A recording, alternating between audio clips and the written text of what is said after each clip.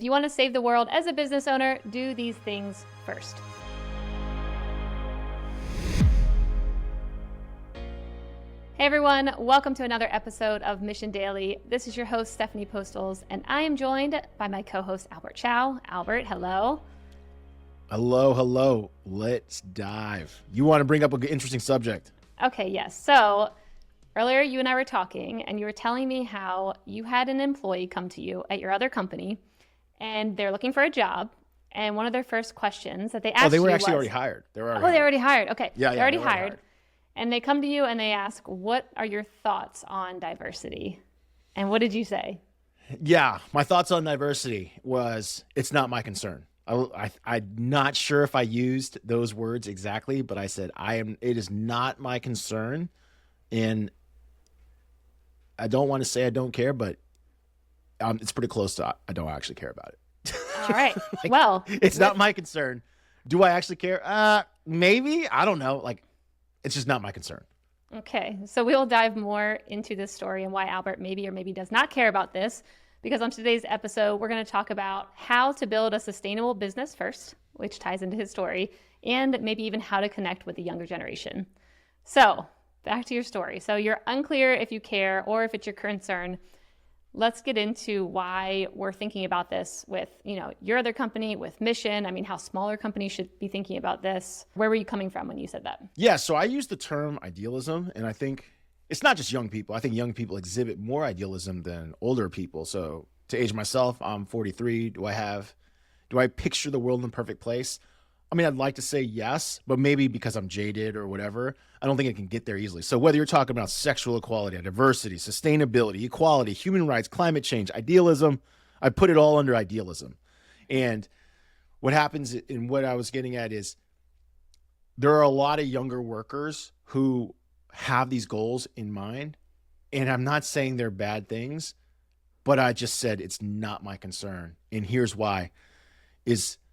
It is so hard to generate a profit. And I really do believe, because I've been taught by others, that if you can generate a profit, then you can then deploy your profits how you best see fit into these problem areas that you want to help fix. You know what I mean? So I can respect a lot for Patagonia, 1% for the planet. I've heard people criticize 1% is not a lot. It's like, hey man, why don't you get to the size of Patagonia and you can decide how much you want to donate to environmental issues, right? They get to choose that because they are in the black and they have a business that does produce goods that people want to pay for, and they have enough profits where they've said they're going to give back 1% to the planet. That's awesome. You know what I mean? Totally good. I think a lot of times, especially when it comes to younger workers, these ideas of sexual equality, and I wrote them down because I don't want to, maybe I left one off. I don't know, but the issue becomes the priority, but the issue can never be the priority because the issue will never get solved if you don't have profits to go solve those problems. You understand? Yeah. If you have no profits, you can't solve shit.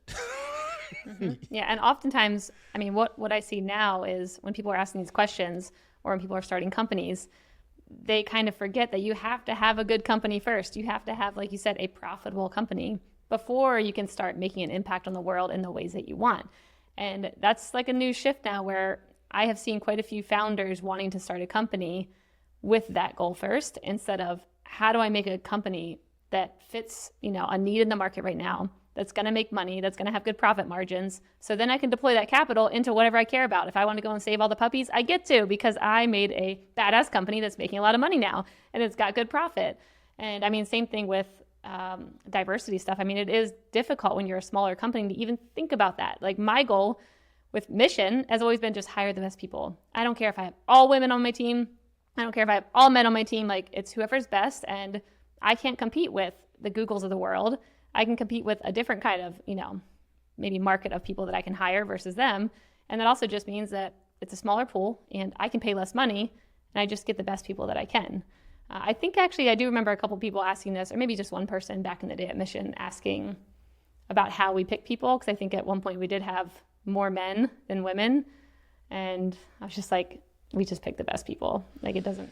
So it's funny you mentioned that because we've gone through a bit of, I guess we can diversity shift, gender shift. I don't know what you want to call it.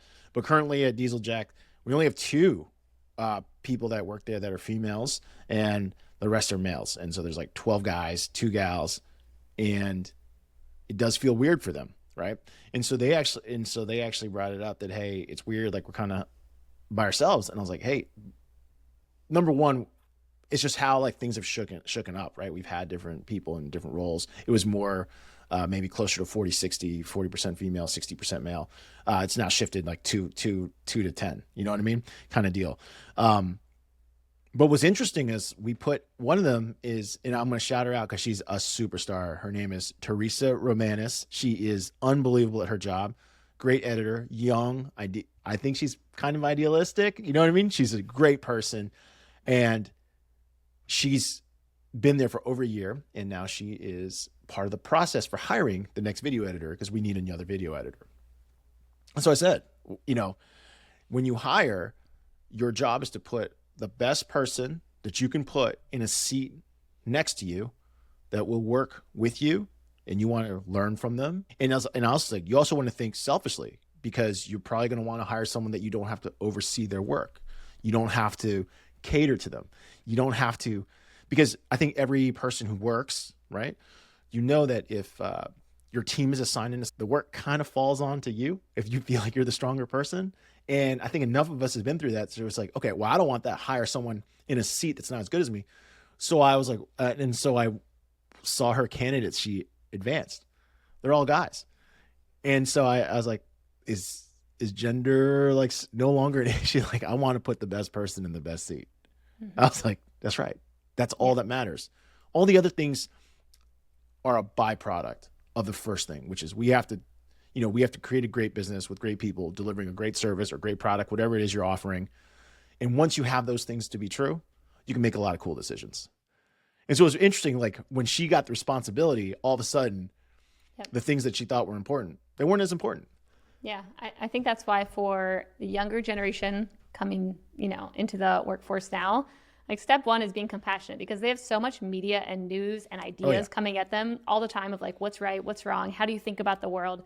So knowing that when they're coming in and not dismissing them, because, from our point, we're like, okay, we can't think about that. And now it's kind of making me annoyed that you're not even valuing like a company of my size can even hire. Like, it's a blessing that you can even come here and then I can afford to pay you. And you're asking me that.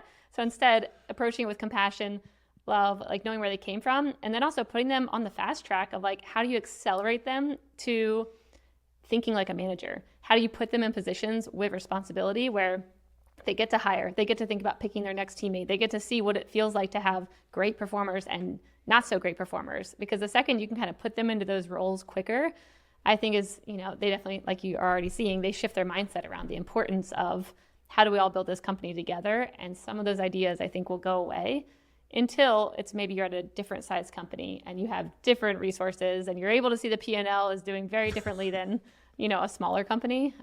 But yeah, like how can you accelerate them to management? Yeah, when the tech fallout happened towards the tail end of 2022, a lot of tech companies started making changes. And I think you saw across the board, there was a lot of people were saying how there was a big push for DEI, but then a lot of people in DEI were terminated. And I think it's easy to sit on the sideline and be like, oh, that's wrong. But at the end of the day, a company has to make a profit.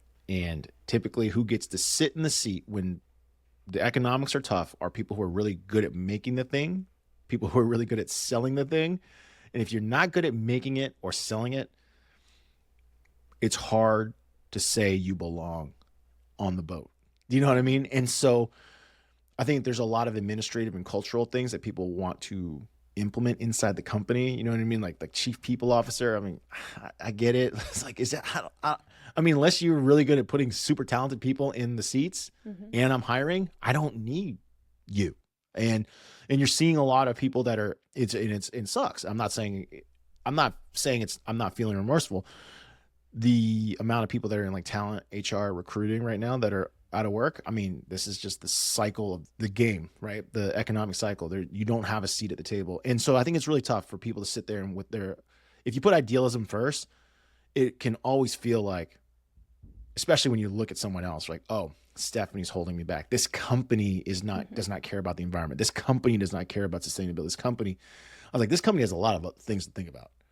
And it just so happens that this is not the ultimate priority. I mean, every company at the end of the day focuses on great people making great product and services that can sell it at a profit. And if you're not in those two buckets, it's just tough. Yeah, yeah. So then when thinking about building out a sustainable business, let's just say you're past the $500,000 in revenue point. Like you're past that, but that's when the distractions start coming in. That's when the ideas from the outside start coming in of like, you should be doing more. Like now, your friends are starting to see you're making some money. You've got some clients, like you should be doing more now. How do you think about staying focused? Like you're really good at this for mission of like staying focused on, are we profitable? Do we have good enough margins? Am I keeping my spending in rein like you want me to? Like you're really good at thinking about that. So how do you think about like scaling, past the $1 million point and keeping it sustainable without getting distracted? Like what things are you looking at on a day-to-day basis? How do you think about that? Yeah. So the first thing I would say is it's probably a cultural thing, a personality and belief system that I have. And so that leads me to make the decisions I make. So I love this idea of, I think DHH said it best. He's like this fierce independence. And I'm wearing a shirt of a company that is also fiercely independent. I wore it yesterday, but I wore it again for this purpose. This is Johnny Cupcakes. It's like a graphic t-shirt company that's modeled after a bakery. And he said no many, many times to selling at big box retail. So he said, no, I want it sold through my shops. And his reasoning for saying no to selling it through big box retail was that he felt that if it ever escaped the pop culture, his whole thing is it's limited edition. So all of his shirts and prints are limited edition. And he was always like, but no one wants something that everyone else has. So once I go to big box retail, I might make a lot of money for a bit, but then what happens when I'm not cool or I'm not the in thing? I can control my coolness if I stay small. And Johnny Cupcake's been around for more than 2 decades, being like this cool little independent retailer, and he's done really well for himself. And so that cultural ethos is born into me. And so when I think about the number one thing I think about is actually, is this a good dollar? And my philosophy on that is this a good dollar?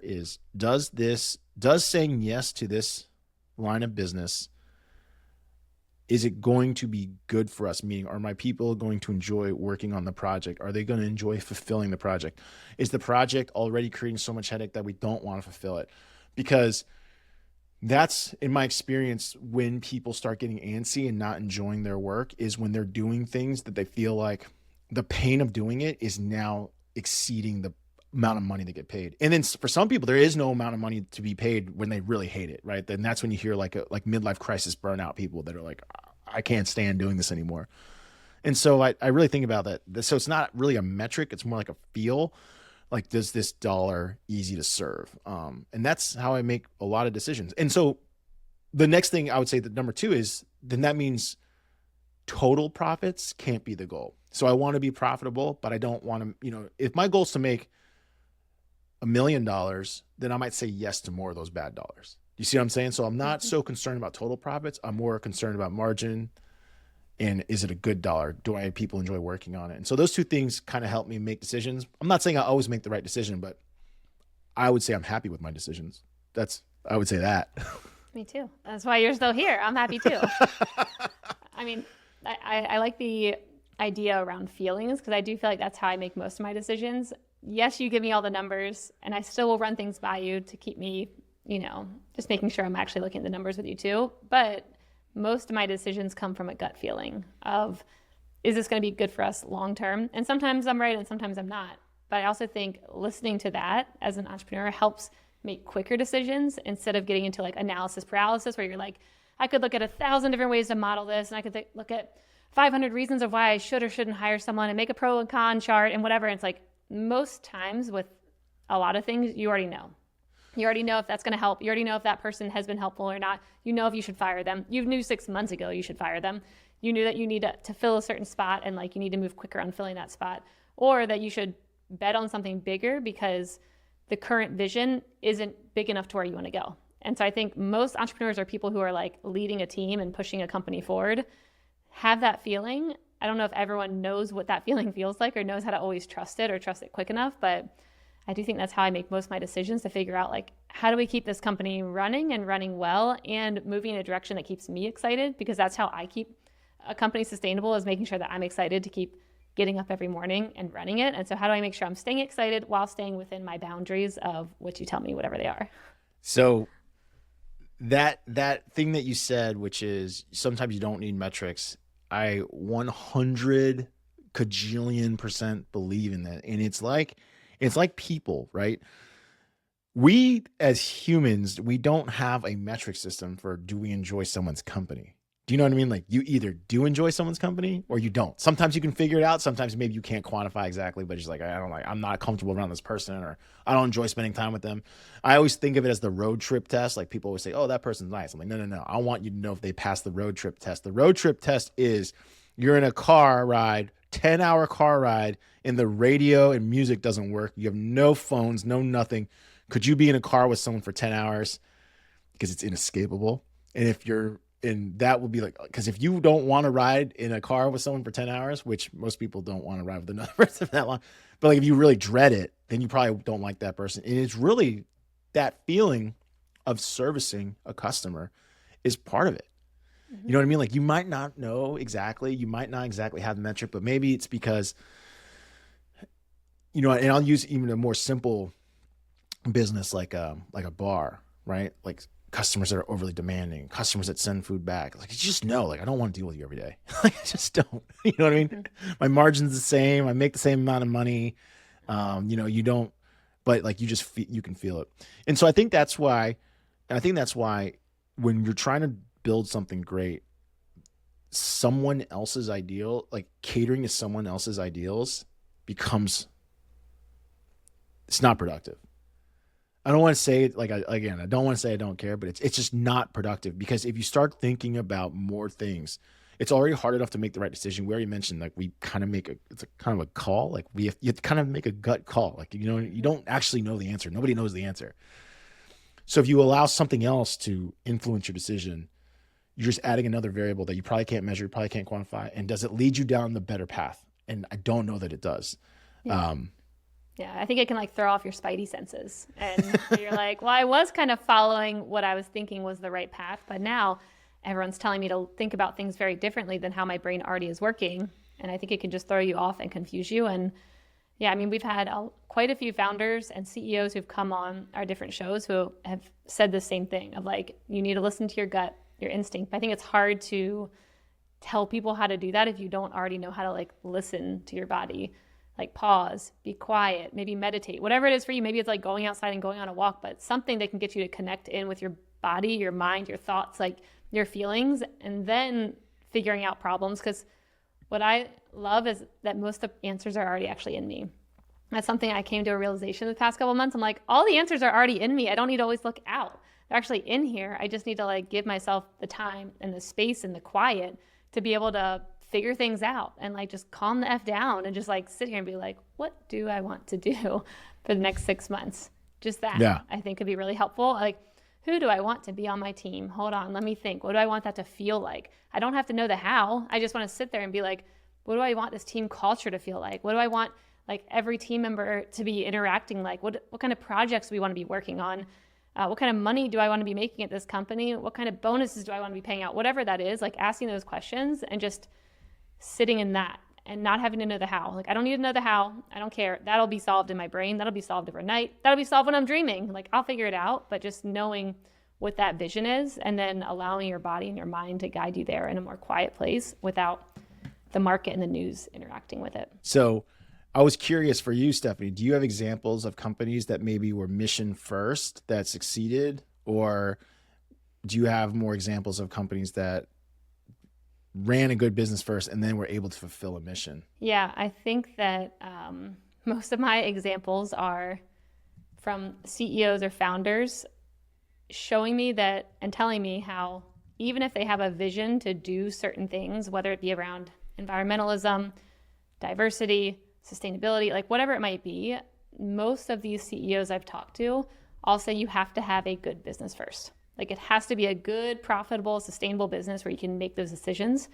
I talked with a CEO of Simple Modern on one of our other shows, and they have all those, what are they? The mugs or tumblers. the tumblers in Target. And I mean, now Yep. they're a huge company. This guy was super smart. If anyone wants to just Google in like Simple Modern CEO, Up Next in Commerce podcast, you can go find his I episode. believe they do #1 by volume tumbler sales. Yeah. I mean, just hearing this guy talk about how he built this company, he had to put all of his other ideas to the side, even though he's like, I did have a big vision around a lot of things of what I wanted to do, but I knew I had to make this company work. And to do that, it was going to take years to get a company into the place where I could have any kind of an impact. And what he was seeing was the same thing. A lot of founders coming and wanting to start a company just for the impact and forgetting that you need a good product, you need a good service, whatever it might be.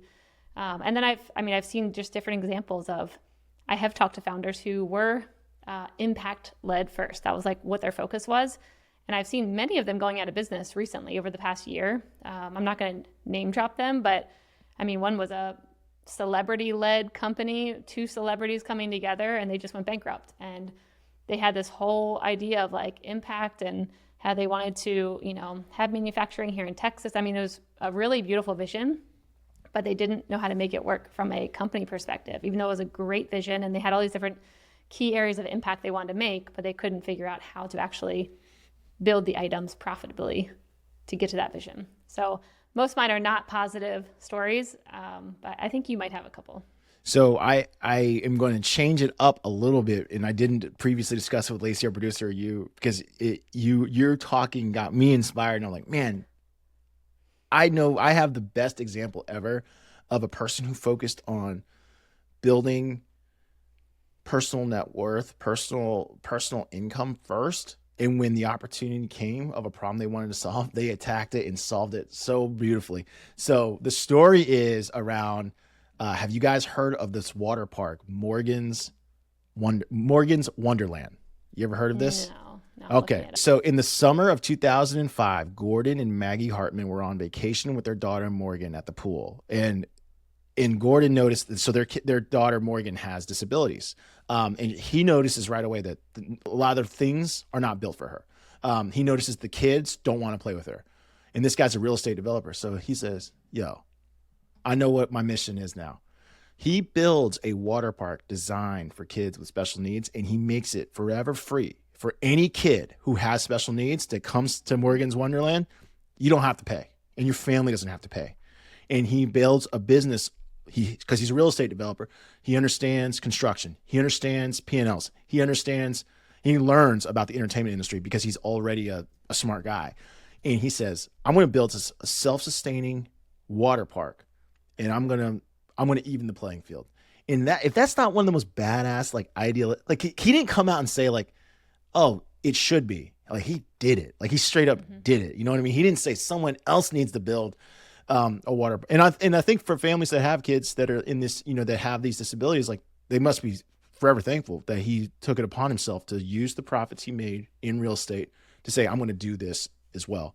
And I think it's super cool that he did it, because it just shows like people view like profit as the root of all evil. It's not. Money is the tool. So if you want to help a lot of people, the reality is the more money that you have, the more you can help.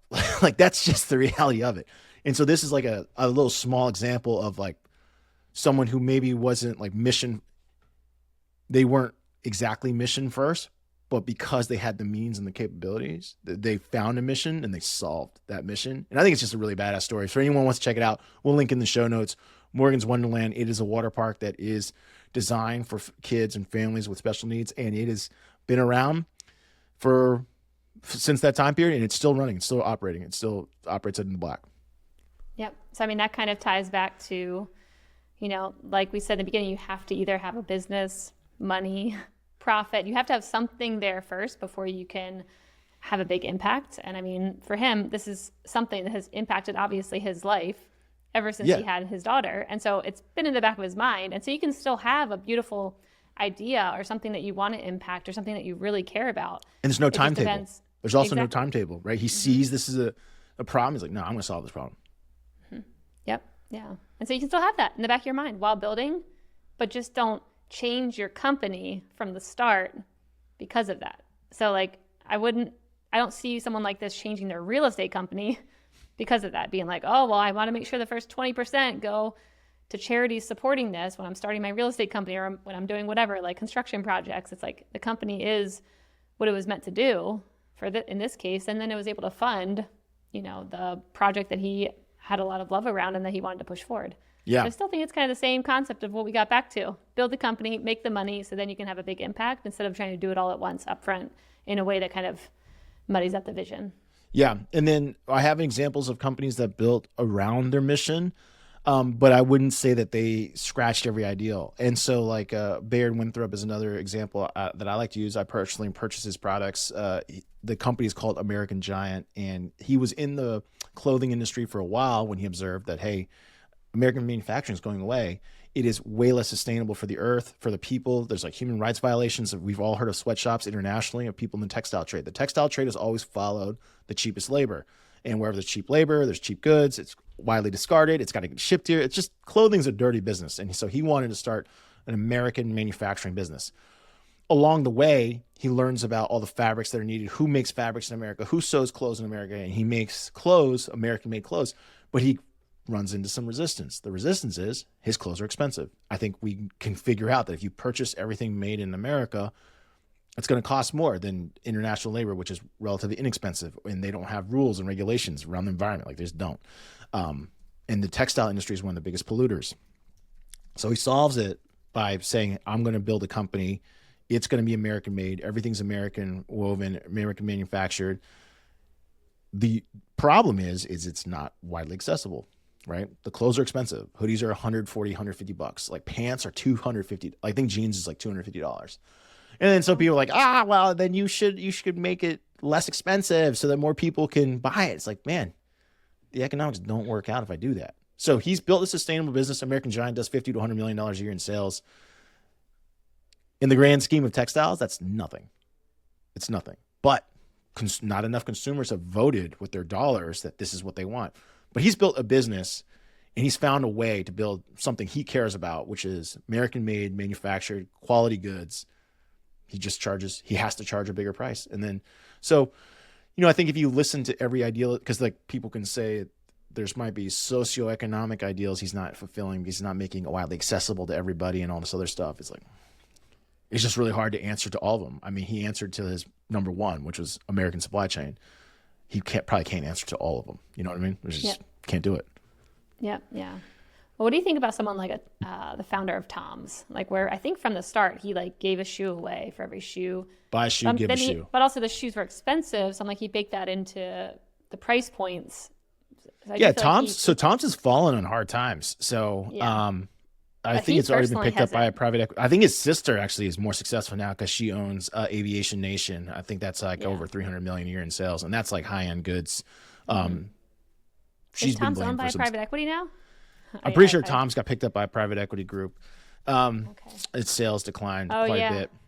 Their creditors. Oh no. Yeah. Back in 2019, their creditors took over. Yeah. Well, so like that's back to point one. Like it wasn't built to last. And also that idealism, that like perfect scenario, which I agree, it wasn't enough to keep selling more and more shoes.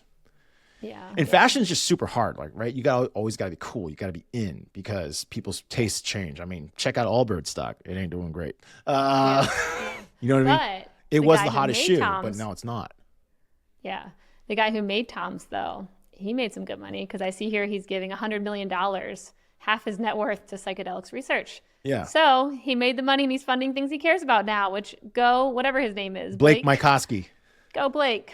Yeah, Blake Mycoskie. His sister, Morgan, I think it's Morgan. I don't know. His sister runs Aviation Nation. Paige Mycoskie. And that's a huge brand right now. But fashion's, to me, fashion's just really hard. Like, to stay cool for a long time, super hard. So yeah, pocket it while you can, and then you can, of course, pursue other interests. But I think it's cool to be mission oriented, but I think also the mission is not enough to sustain a business. So that's why you need to sustain a business first and then fulfill a mission. Yeah, I think you can't do it all for sure. And I think that comes back to knowing who you're selling to. Because then you can say, okay, if I'm selling to someone who cares about these certain things, then like price point's not an issue for them. like Albert's thing. It's like, yeah, a lot of people will complain about price, but like based off where my company's going and the kind of person I know I'm going to sell to, price will not be an issue. Literally, people kill themselves while making cell phones, and they installed suicide nets. So you jump out of your window because the pressure to make iPhones is so hard to kill yourself. They pull you out of the net, put you right back on the line. Hey, Lacey, I know you'd rather die. I need you to glue these cell phones together. And it's horrible to think about, but like, it's what's one of those things where it's like people always want to point fingers like this is the problem, and they don't ever want to look at themselves. And so this came up when I was in grad school. I took a class on occupational health, and it just talked about the most dangerous jobs in the world. And the guy was saying, like, at the time, blood diamonds were all the rage and subject. And people were like, Blood Diamonds, the movie came out, Leonardo DiCaprio, like, oh my God, diamonds are farmed by poor children in Africa, in Sierra Leone. And it's super violent. Kids die all the time. And my professor had all these stats about how many more kids die in the chocolate trade. Mm-hmm. And he's like, people want to point at blood diamonds because they like to say it's someone else doing this. Not me. I couldn't possibly be part of the problem, but no one wants to acknowledge that there's more like child slave labor in the chocolate trade than any other trade, because everyone loves chocolate. It's really hard for me. Oh man, I can't eat chocolate. Damn. Oh, I can't do it. And so we're all guilty. You know what I mean? Like we have this like idealism, like, of thou, you should, but I should. What should I do? I'm just pointing the finger. You know what I mean? I'm doing nothing. I just want to point the finger and say, you need to make things more affordable. You need to make things more sustainable. You need to make things more accessible. You need to make your workforce more diverse. And you need to handle a living wage. Someone else needs to do all this so I can solve the world's problems. Instead of maybe saying, I will drive the market and be a part of that and just not buy from you anymore. Yeah. Like that's like one simple change, instead of being like, you have to do all these things to make me feel good about my purchases from you, versus, well, I just am not going to support that company anymore. And that's my choice. I remember there was all this like buzz and hubbub about, like, for example, Chick-fil-A, they donate their money to specific churches. Mm-hmm. Those churches are known to not support LGBTQ rights. Mm-hmm. And people are like, I'll never eat Chick-fil-A again. It's like, man, don't. There's a lot of Chick-fil-A sales, man. And I know people want to put that value system on everybody, but it's like, man, I don't want to feel guilty about eating a chicken sandwich because I like chicken sandwiches. Just because I like a chicken sandwich doesn't mean I agree with all of these things too. Because if you have to align 100% of your purchase decisions with the value systems of the provider of said purchase, you will get nowhere. Like, it's not possible. There is no company out there that aligns on everything. And I'm just a big believer, let's go over these things. Can you make a business where everything is affordable to your marketplace, where everything is sustainable in how it's manufactured, where it's accessible and everyone anywhere can get it without having to like pay for shipping or whatever? And you're going to do it with a diverse workforce, diverse across sexuality, diverse across gender, diverse across race. And you're going to pay everybody a living wage. And give me any other ands you need. Is that possible? I know it hasn't been done. How about that? It sounds. And as someone who started a couple of businesses that have generated between 500,000 and, up to 10 million in revenues, what we did at XBeyond before we sold it, I don't know how you can do all of these things. Well, I don't think you should try. I don't think you should try. There you go. You pick the pieces that resonate with you and your customer. Yeah. So, we were talking about this with your $250 pants. It's like that person, the owner, knew what he had to charge to do what he needed to do, which to him, it was important to manufacture here. Costs are higher. Yeah. And he knew he was going after a customer who could pay those prices. And so, yes, while there's probably a lot of people coming after him being like, I can buy jeans for $40. Yeah, you can. That's not this company. Yeah. And I'm not going to change it because customers are mad. I'm not going after you as a customer. I'm going after the people who can afford $250 jeans, knowing they're made in America, knowing they're higher quality. And then it'll help my vision with X, Y, and Z. So I think you have to pick the things that matter most to you. And then once again, not let the market sway you, not let the news and the, idealistic thoughts of everyone else sway your vision and what you can do. And so if you have a vision for cheap things and, mass market where everyone can have it, like, great. Then you just also might have to compromise on a couple other things. Like, you won't be making it in America probably, and you'll have half the people might be hating you for that. I think living wage would be really tough. Anyone who's value-based sellers can rarely pay a living, like what they call a living wage for everybody, right? So meaning you're going to not have high margins. You're going to offer the slimmest margins so you can offer the best good at the best price possible. That's like Walmart. You know what I mean? That's what Walmart does. And in order to do that, they have to say no to certain things. And unfortunately, a lot of people complain, like the average Walmart worker makes, a fraction of the CEO. Yeah, that's what it takes. Cheap things ain't cheap. They cost in other ways. And so I'm with you. You just cannot answer to all the idealisms of the world. What's the best way to sum it up? Yeah, I would say make a profit, solve problems, listen to your intuition. Don't be thrown off course by other people's ideas coming at you. Yeah. I think it'd be in that order. Maybe like solve a problem first, then make a profit. Continue to listen to your intuition.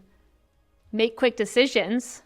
Hire fast, fire fast, experiment fast, and then carry forth with whatever other visions you have. Bam. We just solved all the problems of the world. We did. There you go. Okay.